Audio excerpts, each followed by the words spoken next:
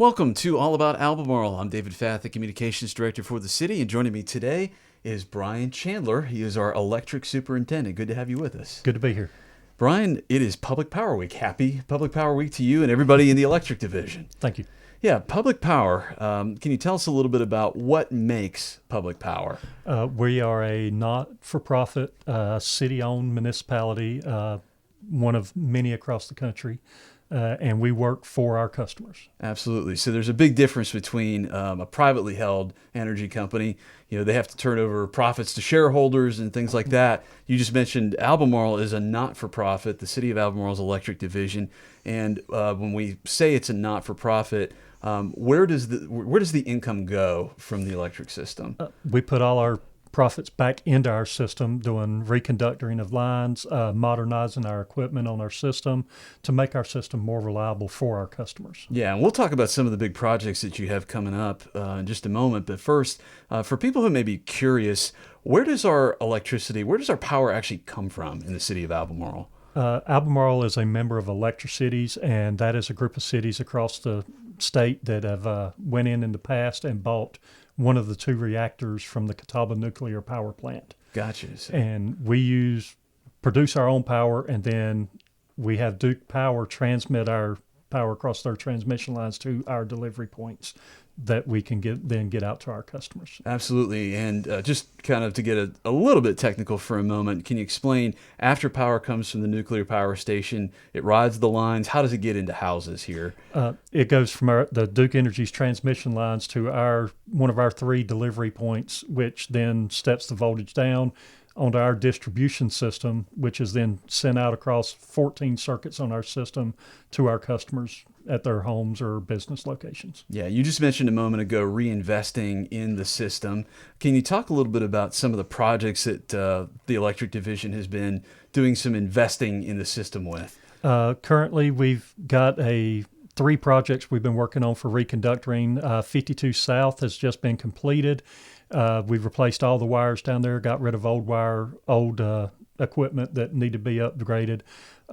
We are in the middle of finishing up a project off of Marbrook, which is doing a secondary feed for a major subdivision, as well as some sewer lift stations and stuff to make more reliable for those customers. And we're in the planning stages of reconductoring our Highway 73 corridor, which is about 8 miles of line that'll be replaced and modernized. Gotcha. Yeah, the whole goal of everything that you're working on is making sure there's better reliability, better safety for the crews when they need to work on lines, and lots of big projects coming in there. One of the things that I think we like to try to talk about when we say public power community, it's often called hometown power. Yes. And can you talk about why it gets that sort of nickname? All of our employees live within a 25-mile radius of our warehouse facility, which allows us to be quicker at our response times. We try to have a 30-minute response time to any outage. Then because of our quick response, it makes our reliability better to get our power back on for our customers quicker. Yeah, something that's always impressed me about Albemarle's electric division is, number one, the amount of knowledge that has stayed in the division. I mean, you've been with us for 27 years, someone else over 30, another employee about 27 as well. Mm-hmm. I mean, it just kind of seems like that knowledge keeps getting passed down to the new people who come in. One of your colleagues said the other day that when he retires, he's making sure right now that the next generation knows, because he wants them to be able to keep the lights on at his house in Albemarle when he's done working. Yeah, and that's another thing. A lot of our employees actually live on the city's power grid. So we want to pass that knowledge down so that in the future, when we're gone and retired, the work continues and it gets done just as quick as we're doing now. Yeah, absolutely. One of the things that I think it's also important to point out too, and something you've mentioned in the past, is the difference between rates from different energy providers regionally. How does Albemarle and public power communities, how do they compare to some other providers? For the most part, the public power community's energy rates are lower than other providers in the country. Gotcha. All right. And one of the things I wanted to touch on, you mentioned the reinvestment, and we've talked about the reconductoring, some of the physical things that are being done to improve the reliability. But nothing can be 100% foolproof. Sometimes there are power outages. You've got Mother Nature gets in the way of that. Talk to us a little bit about the new tool that you guys have implemented for residents to go ahead and report an outage and get service. Yeah, we have recently brought on a company called Doppler, which is an outage management system.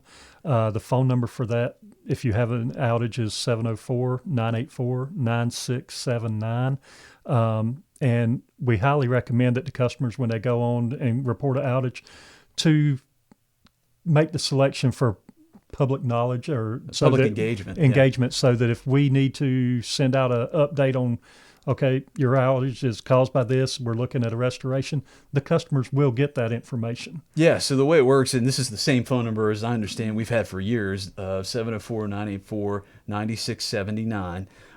They'll either get, depending on the number of calls, they might talk to a real person, they might get a prompt to leave their phone number, their address, and what happens after that when they say they want to sign up for public engagement, really what that means is they're just asking to be communicated with on the status of the outage. They'll get a text alert and be able to follow along. You're actually the guy who's in there doing the updates, telling people the restoration times and when it's all over. That's all on you, actually. Yeah, I try to give out updates as frequent as I can, depending on the work situation with the guys out on the lines. Absolutely. Again, so the phone number for outage reporting, 704-984-9679. Again, we encourage people sign up for that public engagement so Bryan here can send you updates as the crews are out and working to get everything restored. Just one kind of quick question. As I mentioned, you've been here for 27 years. Is there something in particular that you point to that you say really makes you proud to be a public power employee? It's a bit of honor to do the job. We enjoy working with our customers. We like the positive feedback we get from our customers, and sometimes there's not always positive, but we try to take those experiences and learn from them and grow for the future. Yeah, I think the motto I've heard is public power puts people first, Yep. and you guys definitely do that. Anyone who's had interactions with our electric crew knows that we care about the customers and always appreciate their support. Yes. During this week, Public Power Week, we definitely want to acknowledge everyone in the electric division, our line workers, our back office staff. It takes a whole team of people to make this work, and everyone in the organization is doing a great job, and we absolutely appreciate your service and your efforts. Well, we enjoy our job. That's right. All right, Bryan, thank you so much. That is going to do it for this edition of All About Albemarle. For Bryan Chandler, I'm David Fath. Thanks for listening.